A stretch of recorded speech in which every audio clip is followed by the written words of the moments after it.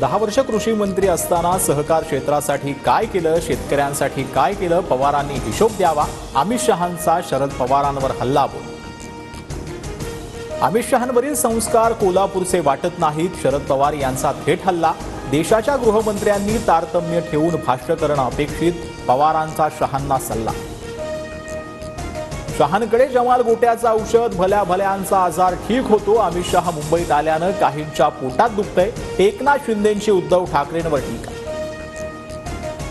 मला धमकीचा phone, Anjali दमानियांची tweet करत माहिती. मुंड्यांनी कराडवर न बोलण्याची धमकी दिल्याचा दावा. धमकी देणाऱ्याचा नंबर दमानियांकडून ट्विटरवर शेअर. उद्धव ठाकरेंचं महापालिका निवडणुकीसाठी स्वबळाचे सुतो आज. खात्री पटेल तेव्हा स्वबळाचं सांगतो, मात्र मनपा निवडणुकीत सुडुगवाच. उद्धव ठाकरेंचं कार्यकर्त्यांना आवाहन. पालिका निवडणुकीत स्वबळावर लढण्याचं ठाकरेंचं मत. ठाकरेंनी मत बोलून दाखवलं, पण टोकाची भूमिका घेतील असं वाटत नाही. शरद पवारांची प्रतिक्रिया.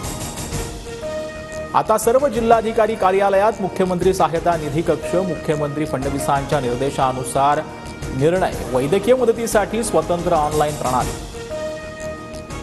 मुख्यमंत्री देवेंद्र फडणवीस डावोस दौऱ्यावरून मुंबईत दाखल. डावोसमध्ये 15 लाख कोटींचे सामंजस्य करार.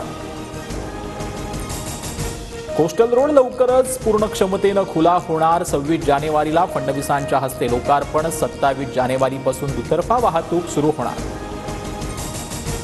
एसटीच्या तिकीट दरात 14.95% वाढ होणार. राज्य परिवहन प्राधिकरणाच्या बैठकीत एसटीच्या तिकीट वाढीला मंजुरी. तर रिक्षा आणि टॅक्सीचं किमान भाडे दरही 3 रुपयांना वाढणार. बॉलिवूड अभिनेत्री ममता कुलकर्णी आता श्री यमाई ममता नंदगिरी नावानं ओळखली जाणार. किन्नर आखाड्यात संन्याशाची दीक्षा घेत ममता कुलकर्णी महाकुंभमध्ये सहभागी. ट्रम्प यांच्या जन्मसिद्ध नागरिकत्व रद्द करण्याच्या निर्णयाला कोर्टाची स्थगिती. अनेक देशातील नागरिकांना दिलासा.